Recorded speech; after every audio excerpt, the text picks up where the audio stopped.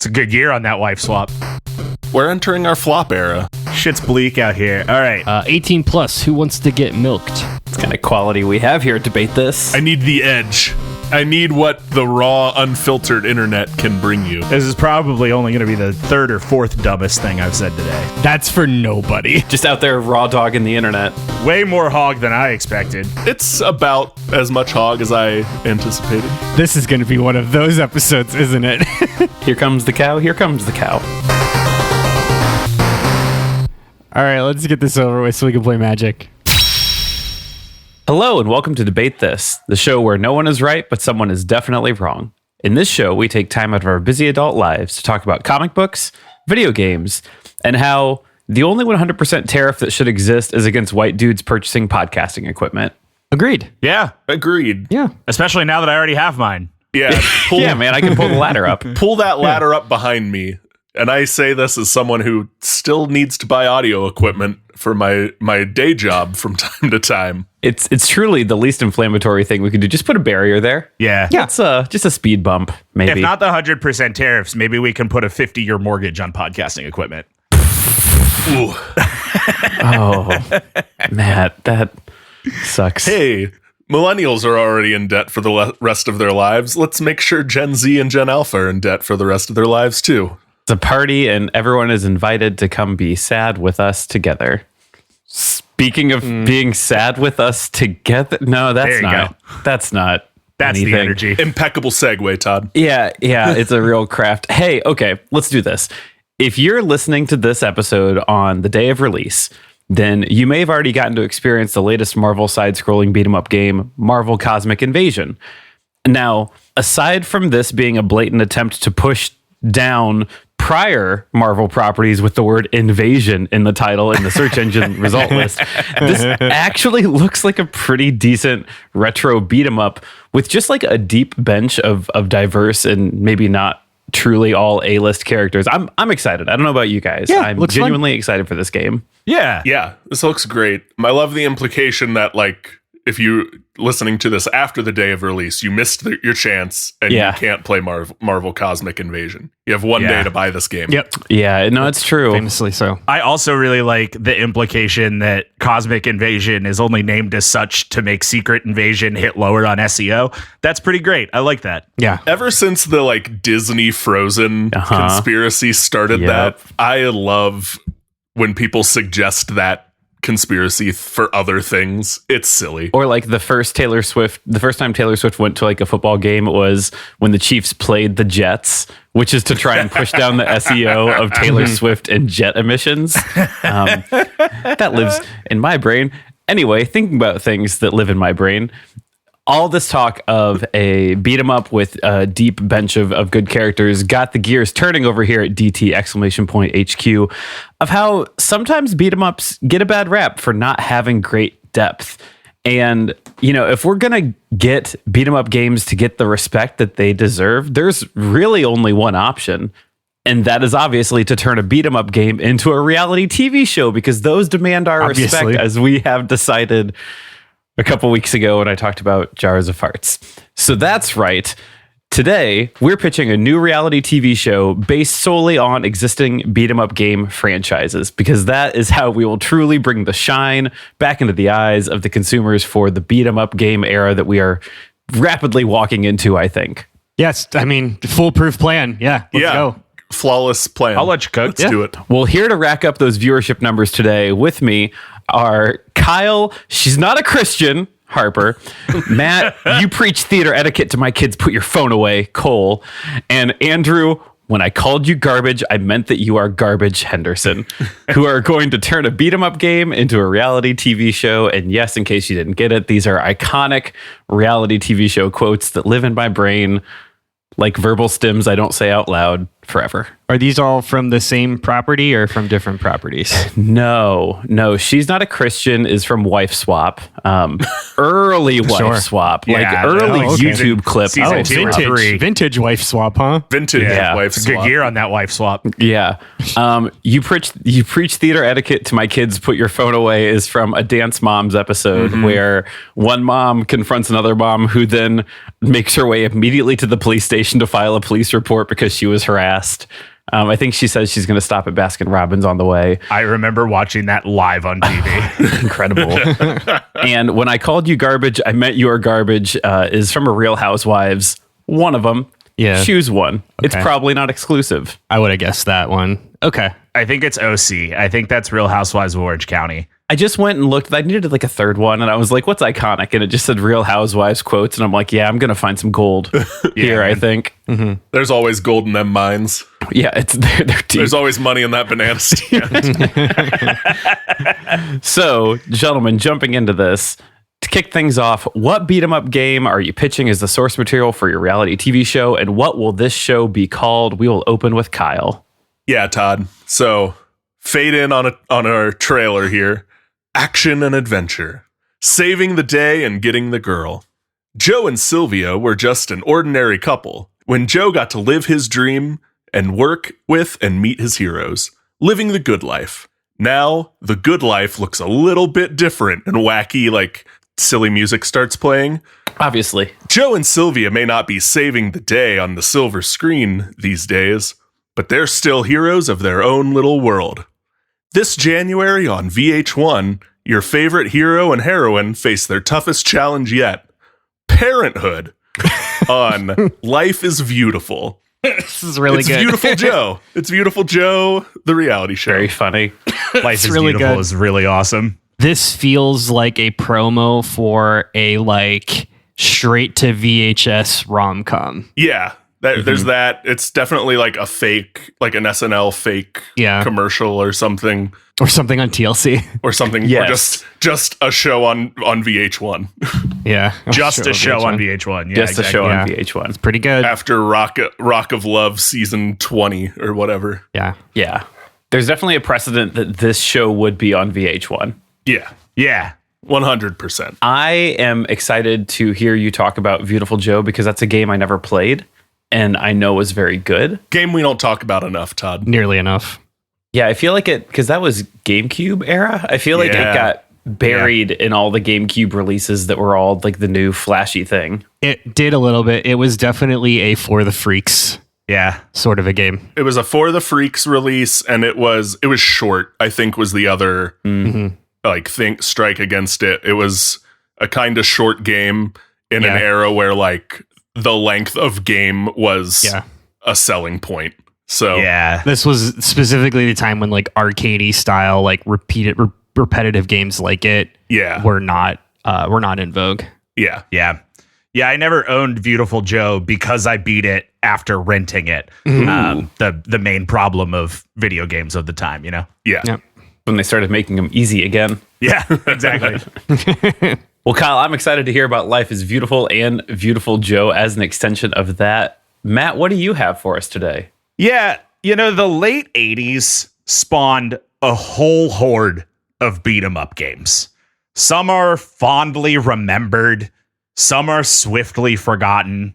Others get 3 sequels and a 2010 3D remake and still manage to have absolutely no cultural impact whatsoever. That's why today I'm talking about Splatterhouse. Have you guys ever heard of Splatterhouse? What? No.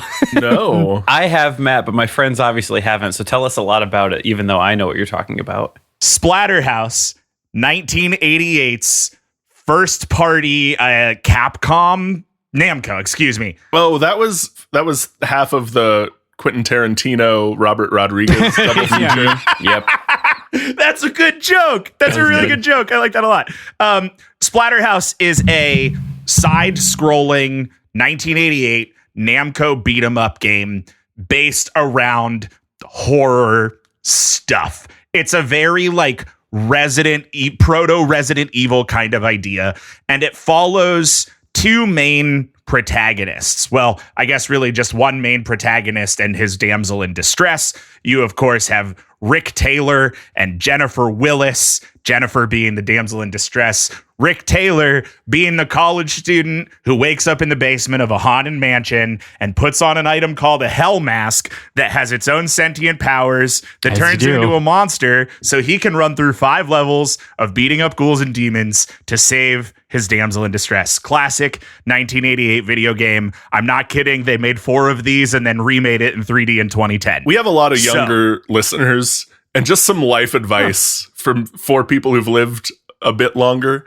If you encounter anything called the hell mask, don't put it on. Don't put it on. Don't put on the hell mask. Yeah, no. Yeah, when did you guys get the hell mask talk? Because I got mine way too late in life. Yeah. Well, what year did The Mask come out? Because I got it right after I watched that movie with Jim Carrey. It definitely just looks like a nightmare or not. What's the Jason ones? Friday the 13th. Friday the 13th. Yeah. So it's like a Casey from Teenage Mutant Ninja Turtles, last name redacted. Jones. Casey Jones. It's like a Casey Jones fanfic, is I swear to God what Splatterhouse is. Anyway, what we're going to do is we're going to revive Splatterhouse, and we are going to turn it into a dating game. That's right, a dating game in what we are calling, coming 2026, Splatterhouse of Love. Yep. Good. Yep. It's so good for 2 reasons. 1, that is the naming convention. Yep. And 2, it's so lazy that the execs discovered it and they're like, well, there's nothing past this. Yeah, on one whiteboard I wrote Splatterhouse, and on another whiteboard I wrote Of Love, and then I pushed the whiteboards together. Yeah, you did great. You did Matt, the thing. you could have just kept the name Splatterhouse, but moved that color slider from red to white and gotten the same effect there. Yeah, I was gonna go with Splatterhouse Rules, but then I decided that Splatterhouse of Love was better. I think Splatterhouse of Love is better. That's so good. I love Splatterhouse of Love. I'm excited to hear about Splatterhouse of Love. Andrew, rounding us out today, what do you got? Sure. So it was supposed to be the Shredder's most foolproof plan ever. Step 1, have Super Krang steal the Statue of Liberty. Step 2, send the turtles on an immediate chase headed directly towards the Technodrome. Step 3, set a trap to banish them in an infinitely looping time vortex from which there is no escape by simply merging from the safety, or by simply behind the safety of his digital battle tank. Step 4, rule the world with the power of the Statue of Liberty, I guess. Perfect. Everyone knows the Statue of Liberty has that X-Men device that turns senators into goop. Yeah, exactly.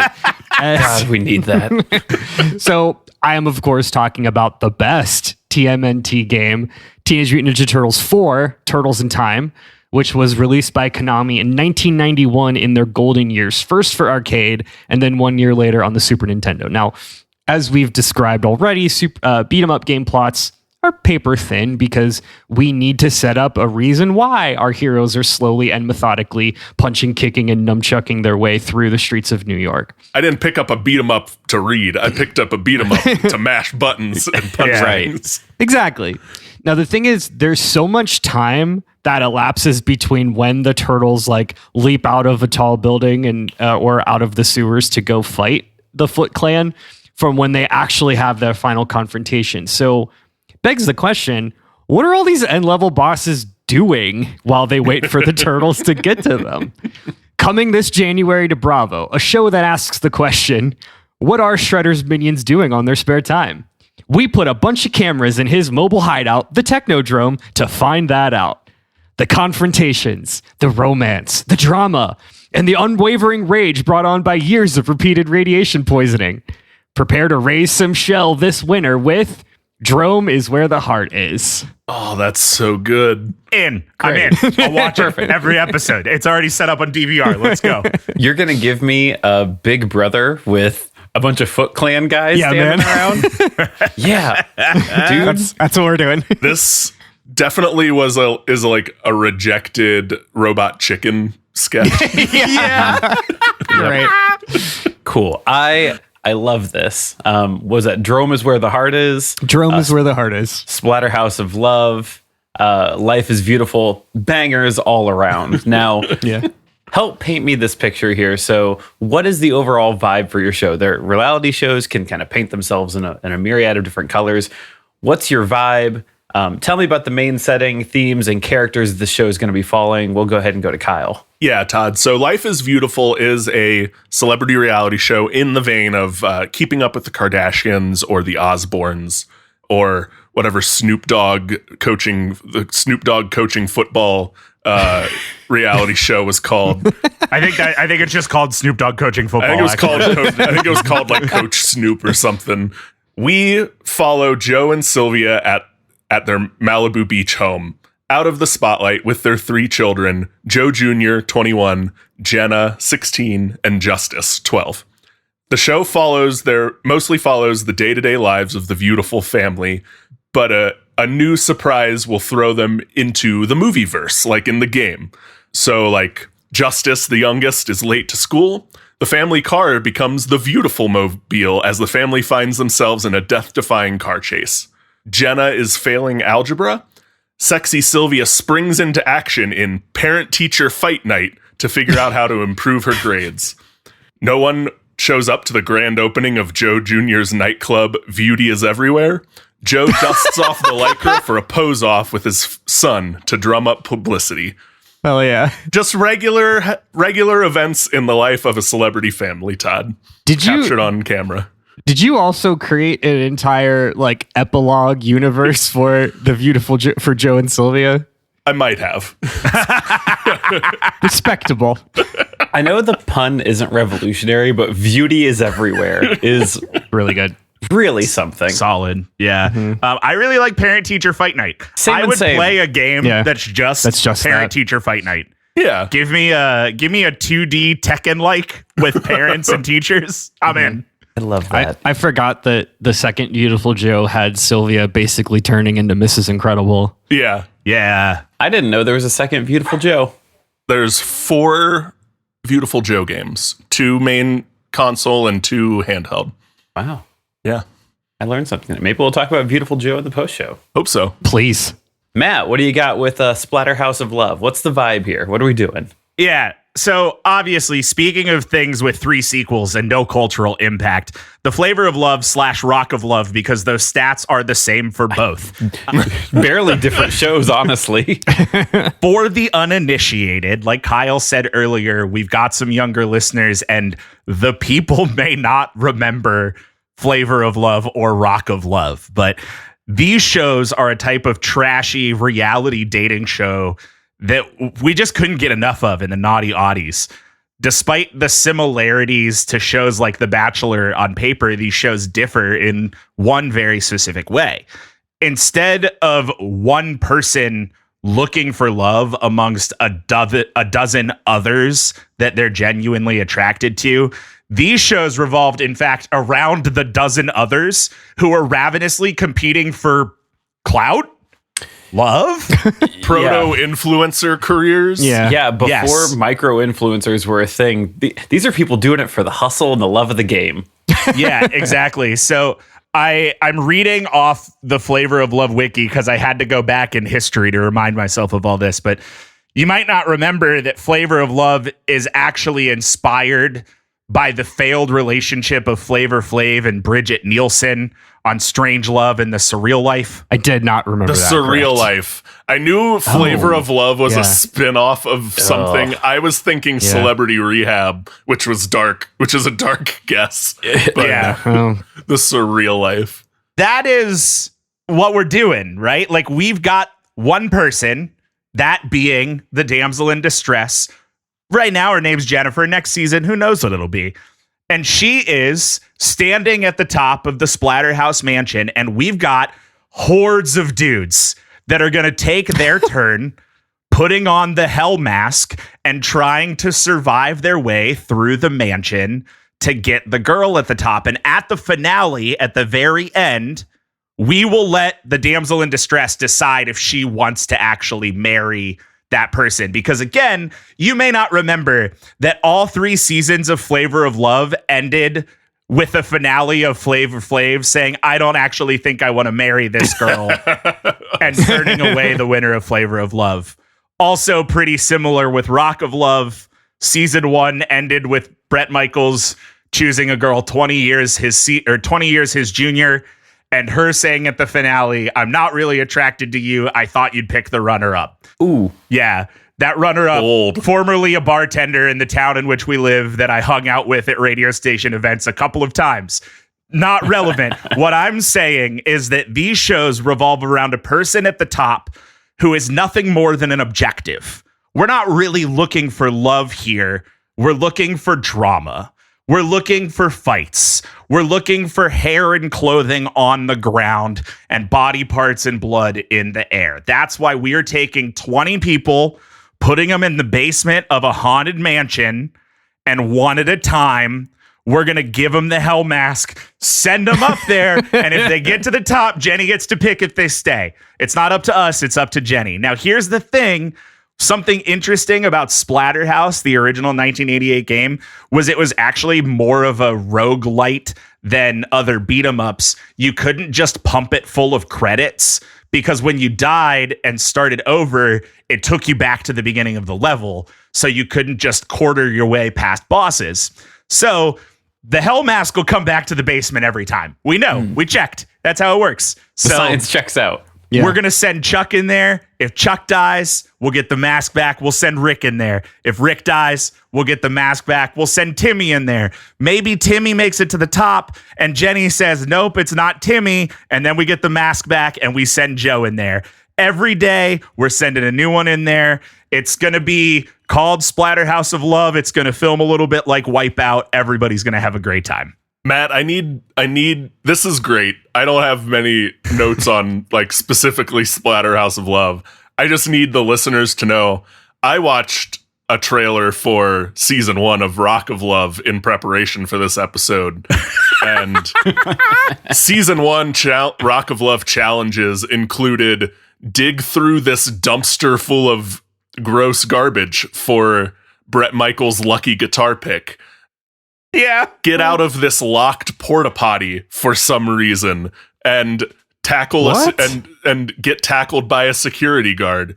So I think if you're aspiring to those depths of reality show challenges, we've got some great television on our hands. Yes, you nailed it. I knew that someone on this call was going to be the same level of sickeningly familiar with Flavor of Love and Rock of Love that I am. Because goddamn, I watched every episode of all 6 of those seasons. I did not. I couldn't watch the show, but I watched a lot of VH1 at the time. The I Love the Decade series really gripped me.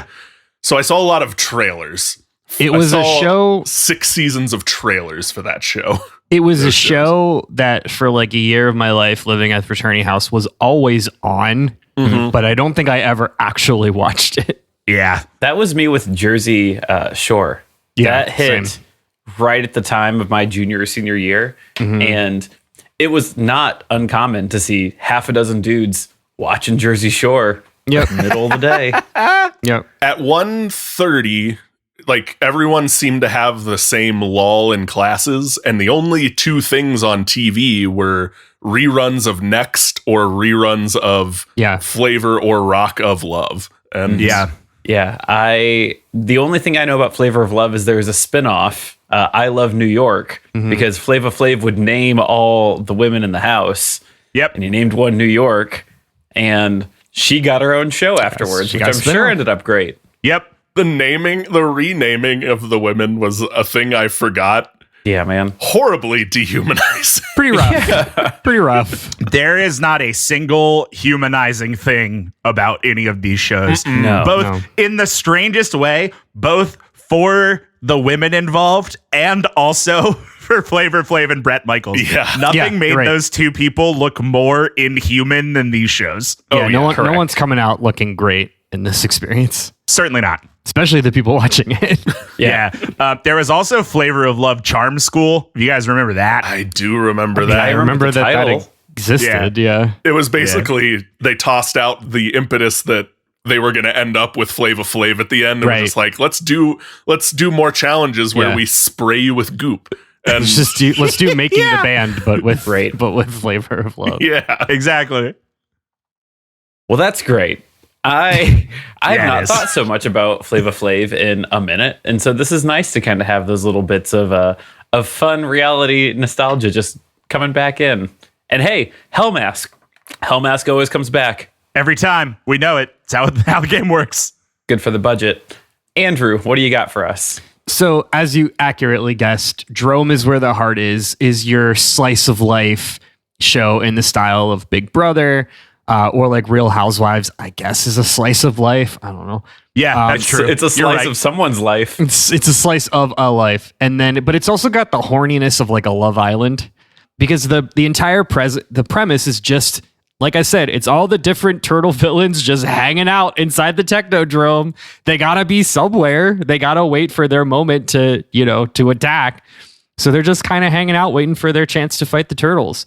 And obviously, like, Teenage Mutant Ninja Turtles has some pretty great single note villains. Oh, yeah. Right. So like this felt like the right opportunity to, give them their own platform. Give us the chance to get to know the deeper personalities behind these mutant monstrosities.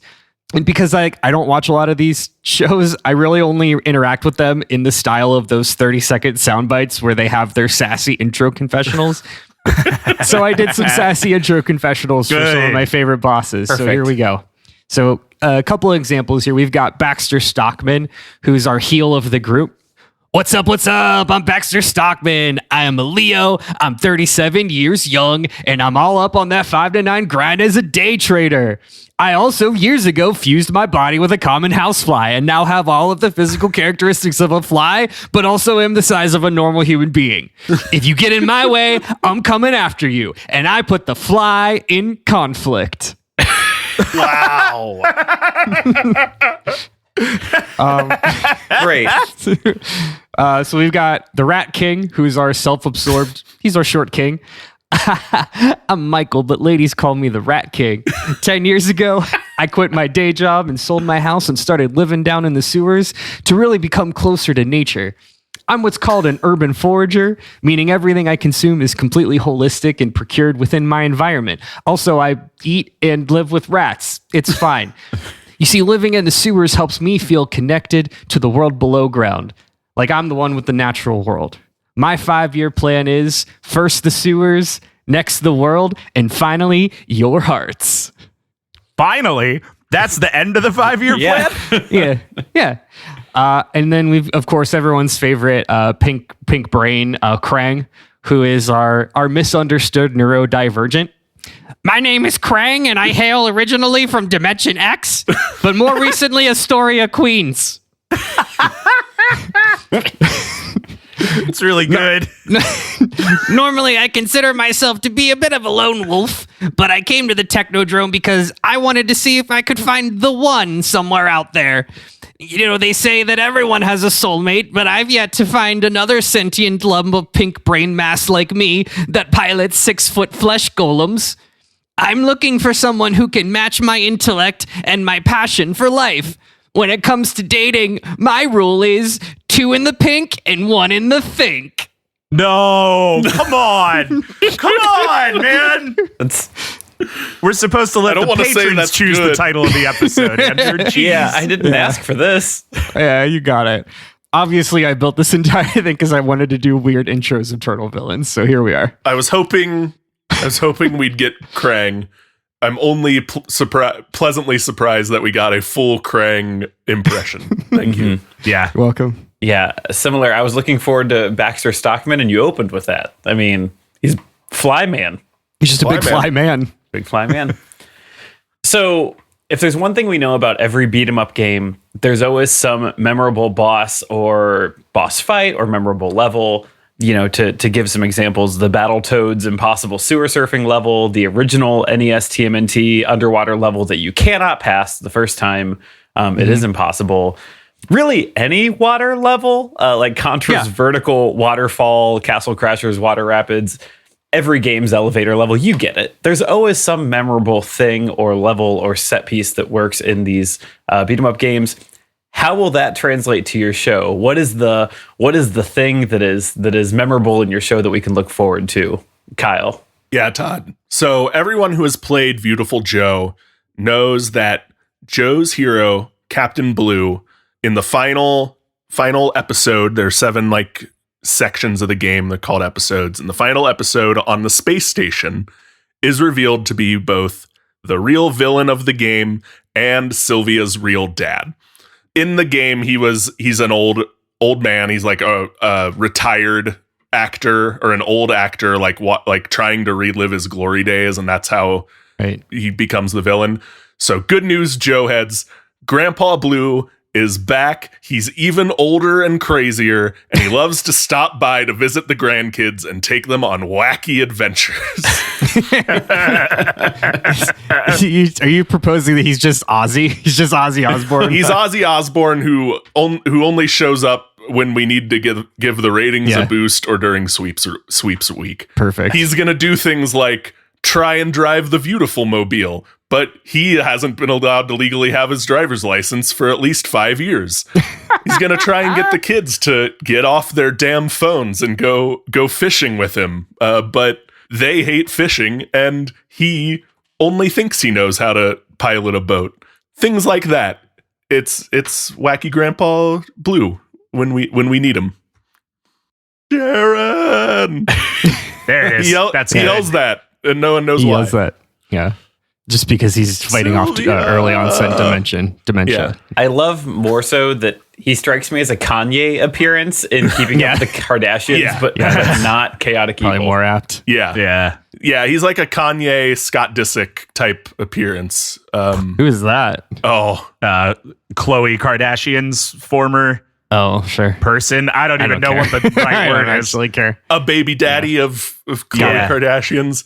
Real delight. Andrew, we got to get you on the reality TV sauce. Man. Real delight on camera. I think I'm good. You got to if you don't know, keep calm and love the tentacle, man. If you don't know what watching Scott Disick is like, you need to look up some Scott Disick clips. Okay. All right. Get that in the algo. That's like watching the fight scenes from a good anime. Yeah. What would you call the on-ramp to these style of reality shows? YouTube compilations. Don't give him your real views. Yeah, I mean, so there's that. I think that right now, Bravo is killing the game on this. The new Housewives seasons, specifically Salt Lake City, is phenomenal. If you start at season 1 of Real Housewives Salt Lake City, one of the people on that cast ends up in federal prison before the show is over. I've heard a lot about this one. So that's a good one. I'm also a real below deck freak, but like a lot of those classic, we've put a camera in a famous person's home have ended because they all got tired of censoring themselves. But if you want some real trash straight to your eyes, Gene Simmons' Family Jewels is one of the most upsetting shows I've ever watched. I can't imagine that would be good. You know who did one of those like we put cameras in your family home style shows in a year with 20 in it was Alec Baldwin. No. What? Because he needed some money after his accidentally shooting a guy lost. I was going to say, did he know the cameras were loaded? Sorry. Anyway, well, now that got dark. Woof. Listen, every reality show loves a wacky grandpa. No notes on this. I see what Matt has typed in the notes as a prompt for what he's going to say, and I'm just going to just go ahead, Matt. Yeah, man. So 1988 Splatterhouse has honestly some pretty memorable boss fights. The most memorable, I would say, is probably Piggy Man. Piggy Man is a guy with a bag on his head that has two chainsaw hands. Hold on, I'll drop let me copy image and paste image of Piggy Man. I can't wait to view image. Yeah, so there's Piggy Man. He's got two chainsaw hands. Sure. He'll be there. He'll be part of the challenge, but that's not what I think most people remember about Splatterhouse. Me, and the other 10 people who know that this game exists all remember that the big twist at the end, once Rick battles to the top of Splatterhouse Mansion, he actually can't save his girlfriend because she has already been invaded by evil souls due to some ritual, and now she's a monster. The final boss is you've got to fight. You got to fight your girlfriend. Yeah. So in Splatterhouse of Love, this is where we will leave it up to whoever's at the top of the mansion. Maybe it's Jenny this season, next season, not so sure. Whoever's up there, they get to fight. They get to have a fist fight at the end. She gets first punch, and after this guy has survived, or this person, I don't want to assume anybody's, preferences. After this person has survived their way through 5 levels of terror, wearing the hell mask, they'll take the hell mask off, relinquishing its power, sending it back to the basement, and then a woman's going to beat the shit out of him. And if she likes him at the end, then he can stay. If not, we start over. It's a new season. We're sending a new guy in there. But we got to keep that twist. We got to keep it original to the game. And much like Flavor of Love, Rock of Love, I Love New York et al., we've got to let the title character maintain agency over their own love life. And if they decide they would rather marry their baby daddy who wasn't on screen the whole time, they can do that. Do you guys think The Bachelor would be had a greater successful track if it would have ended with a blood sport every season?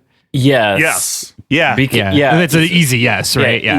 Answer is yes. Even if it's not like drawing blood, but actually just like the final 3 have to fight. Yeah, they have to fight. Yeah. And I listen. Just every reality show final episode it like strips away all the cage match. everything else. It's just them in like tank tops and shorts, and they have to fight until someone decides a winner. It would make me feel so much better about the micro influencers that come out of these. That like same. That like, fine. Do you want to make $1,000 a month? Shilling for Quip? Cool. If you want that money, you're gonna have to take a punch. Yeah, it's like, remember when I kicked so-and-so's teeth in front of national TV? Well, that's why I choose Quip as my toothbrush. I think society would hold micro-influencers in the proper regard if we knew they all had killed someone with their bare hands to get to that point. Like 100%. we would then know how evil they really are, or heroic. Yeah. I've shattered my femur on live TV, and that's why I trust my recovery to Theragun. Seems foolproof. Yeah, I'm not the execs here are not against a seeming blood sport at the end of this run. We love that. Andrew, what about you? So halfway through season 1, you know how a lot of these shows will like introduce more people, have like kind of surprise guests to the house, right? So we're going to introduce Taka and Razor, who are, of course, the mutant snapping turtle and the wolf that are first introduced in the TMNT 2 movie, The Secret of the Ooze, right? Which time out real quick on Taka and Razor. Understated that they could have been more popular. I mean, I feel like Bebop and Rocksteady ran the whole scene of like we are the melded creatures and humans, and then everyone else just played second fiddle to that. And there were some good ones. There were Dinosaur Mans. Taka and Razor are definitely like, we have Bebop and Rocksteady at home. 100%. Which I learned today, and sorry if this was in our flavor text, Matt, I totally forgot, but like apparently Bebop and Rocksteady were created for the cartoon or for the toys, and were never created in the original comics. And the guys that the original, like the developers of the comics, hated Bebop and Rocksteady and hated that they became so popular. So they created Taka and Razor. So it actually is like the reverse, but like whatever. That's how we remember. But everybody knows Bebop and Rocksteady. Anyway, as we've established, Bebop and Rocksteady, they are the platonic mutant animal themed duo that have one shared brain cell, right? So like introducing Taka and Razor is absolutely going to piss these two off.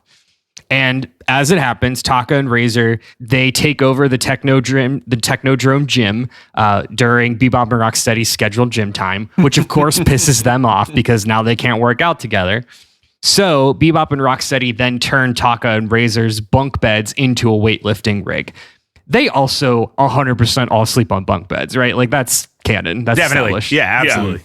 So this supremely ticks off Taka and Razor, obviously. So things come to a head that night at dinner in the living room of the Technodrome while everyone's watching March Madness together. Taka and Razor start talking about how they literally ran out of weights to add to the weight bar, implying that they're benching so much more than Bebop and Rocksteady. So tensions flare. Bebop and Rocksteady start a fight during a commercial break, which leads Shredder to intervene because Shredder's here, but he's like doing, he's got a day job. He's doing Shredder things. Yeah. So he's going to practice his magic. So Shredder banishes Bebop and Rocksteady to the 1600s to live out the rest of their lives on a pirate ship, which explains why they are there in that episode, in that particular level in Turtles in Time.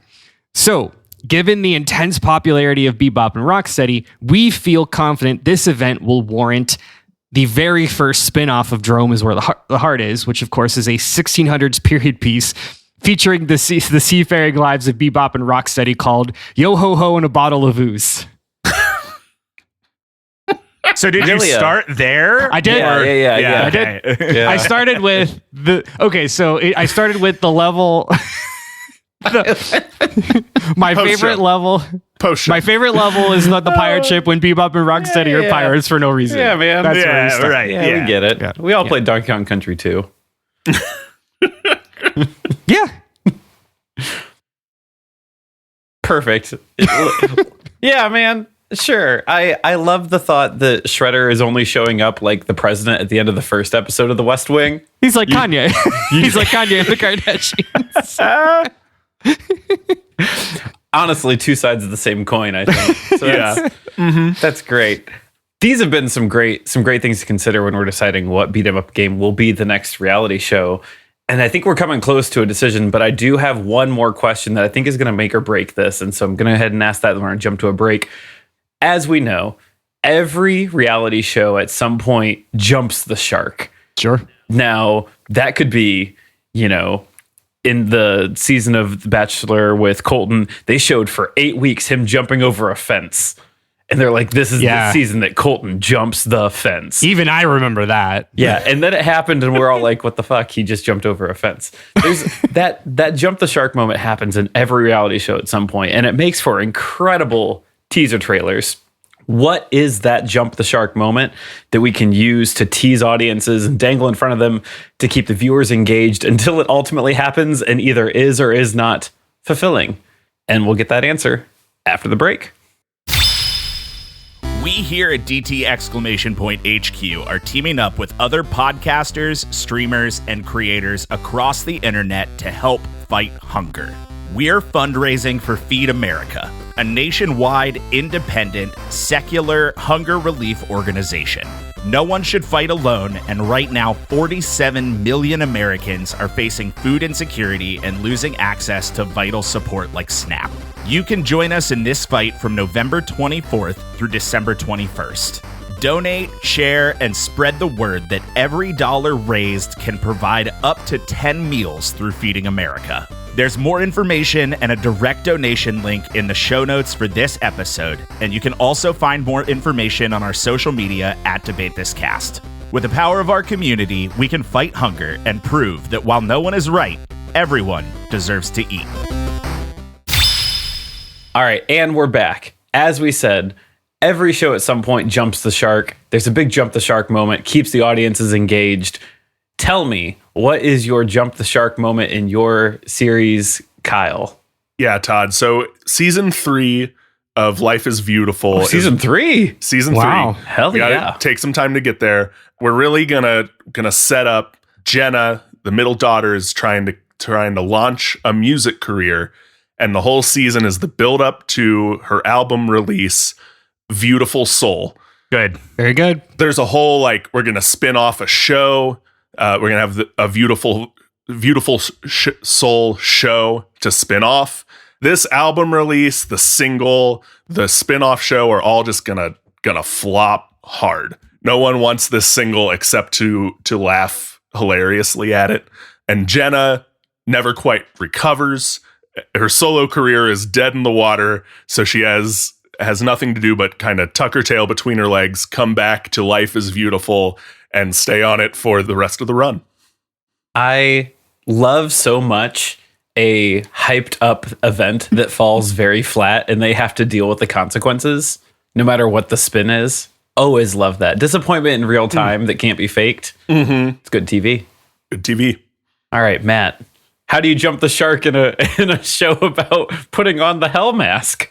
Look, Todd, we're going to jump the shark in the same way that our predecessors jumped the shark with Rock of Love, Flavor of Love. We already talked about it earlier. Eventually, people realize that we're really just kind of here for the challenges. It doesn't matter if love is involved or not. So that's why next season, season 4 of Splatterhouse of Love, we're going to change the title. We're going to change the premise.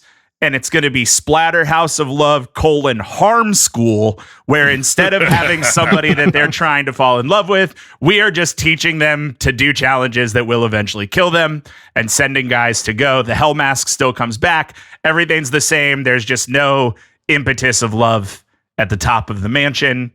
Splatterhouse of Love : Harm School. You can swap out the damsel in distress as they get too expensive and exactly. and want to move on to other projects. Yeah. This is the long running show plan. I also want to commend you for innocuously introducing Flavor of Love Charm School an hour ago to slyly set up for that bit. So thank you. I appreciate it. It was Chekhov's Charm School for sure. 100%. Yeah. As it usually is. Yeah. Perfect. We love that. I mean, the overhead's already bought in. We have the mask. I mean, yeah. What else do we need? Andrew. Yeah, so Krang's storyline. Krang obviously will become you guys a remember fan Krang? favorite. You remember Krang? So Krang's storyline comes to a head in the back half of season 2 when he proposes his Neon Knight Riders development plan that will revitalize New York City's infrastructure. Now, you guys remember Neon Knight Riders? That's the AD 2020. That's correct. AD 2020 level of Turtles in Time, where they're in like a utopian urban sprawl. So if only. Krang's development plan is all based on refitting the subway system with Gravlev technology, which would effectively save the city of New York from having to spend the millions in maintenance to keep up the current system while also creating hundreds of new jobs for New Yorkers. Now, unfortunately, this will lead a lot of people to drop off at season 3 because Krang will need to leave the show after accepting a job as Zoran Momdani's chief of staff. I was gonna say Krang was trying to make buses and subways affordable before it was cool. That's right. Krang didn't do anything wrong, is what I'm saying. I'm pretty sure he's from the future, as a warlord, where he has in fact done a lot wrong. I think he didn't do anything wrong in this timeline. So we're punishing people for future crimes now, Todd? Yeah, we're Todd. doing That was the plot of Civil War II and half a dozen other movies. We get it. Yeah. Hey, unironically, these are good. I like what we're doing. So far we have live on screen heartbreak. We have the tools for a spinoff. We have a main character leaving a show to go into public service. And, we love that. But before we make our choices, I am going to need some closing arguments. Go ahead and one last pitch about why your beat 'em up is the ideal choice to make a reality TV show. Yeah, Todd. Look, I know Life is Viewtiful may not be everyone's trash because beauty is really in the eye of the beholder. And for those who are into this type of reality style show, we have wholesome family content for you. This family is just a bit richer and more beautiful than yours. Todd, reality TV is phenomenal for reviving the careers of long forgotten people and properties. Splatterhouse, 4 sequels, a 2010 remake. No one has heard of this game. What better to feed a new reality show than something that has produced so much content that no one has heard of? What if we made it a dating show? What if we killed a bunch of people? And what if at the top a scary lady beat up a guy? You would watch that TV show, Splatterhouse of Love. Todd, I can't guarantee that that Drome is where the heart is will be good. I can't even guarantee if it will be marginally watchable. But what I can guarantee you is two core tenets of what I assume is good, the best part of a reality TV show, which is we're going to have splashy intros and it's going to be on in the background. Got him. Those are good closing arguments. We have a lot to think about. So while we retreat back into the corner to huddle up and whisper just quietly enough that you can't quite hear what we're saying, but can catch about every other word, I'm going to go ahead and need you all to give each other some good vibes. Yeah, first of all, Matt, kudos for picking a beat 'em up that both has 4 sequels and no one's heard of. Kudos for just the blatant of love naming convention and setting up and paying off Splatterhouse Harm School. All great. Fantastic job. Andrew, what is it? Drome is where the heart is. Drome is where the heart is.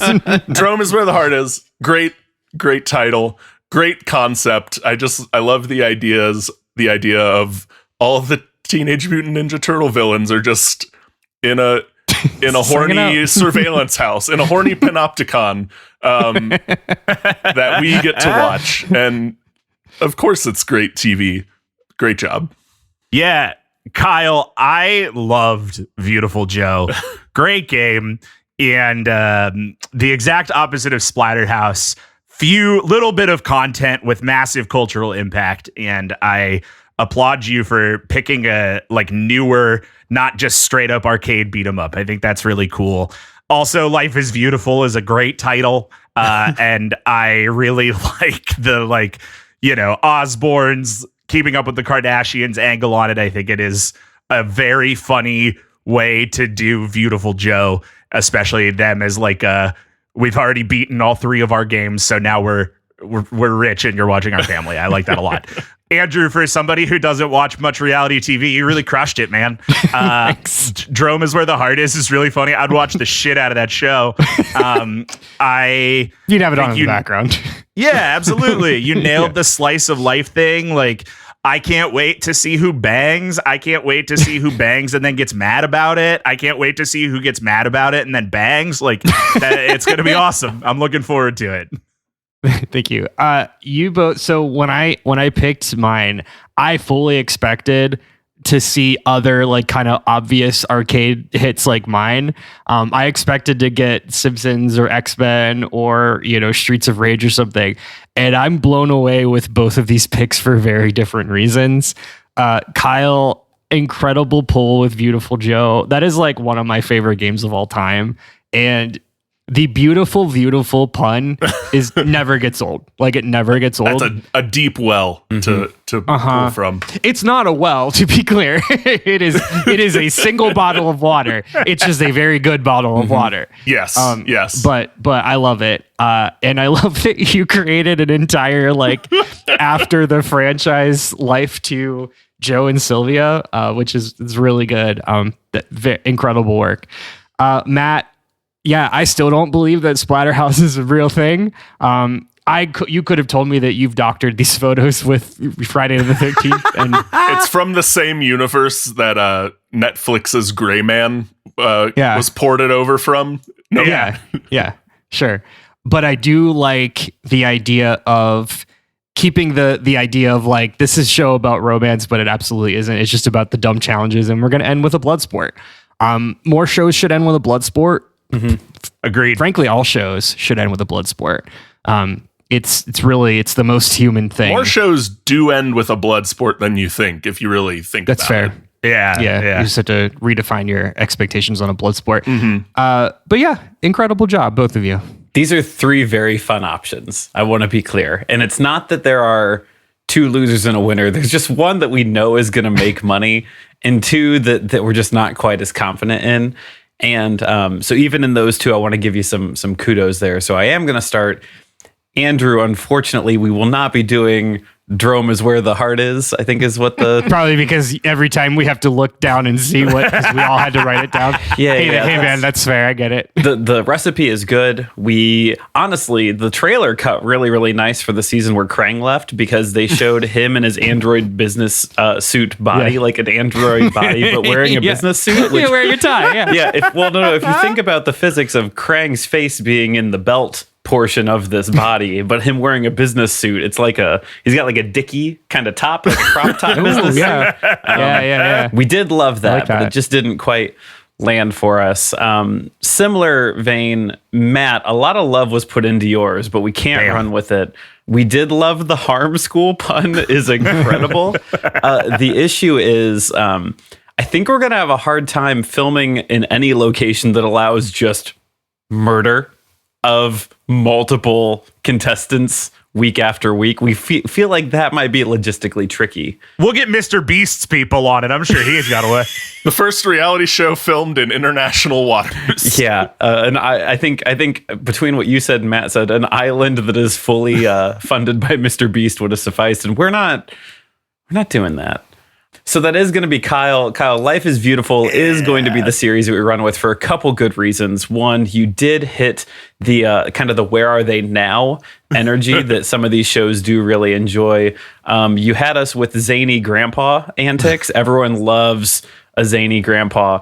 But honestly, the biggest thing was once we got the legal document signed for parent-teacher fight night, that was a banger of an episode. That was a quick spin-off too. Yeah. Yeah. That one ran hard and fast. So Kyle, Life is Viewtiful, and the puns, they do it themselves.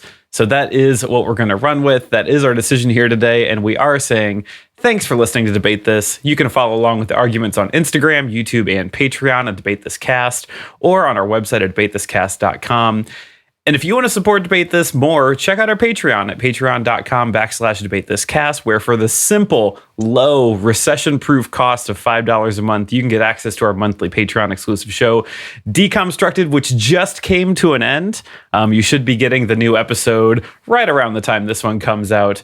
And that also gives you access to our backlogged content, The Office Drones, our D&D office-based series that ran for a while. And coming up, one does not simply do a Lord of the Rings watch-along podcast. Title is still Technically, out there. it's Fellowship This, a.k.a. one does not simply start a Lord of the Rings watch-along podcast. Honestly, Colon, they're in pod again.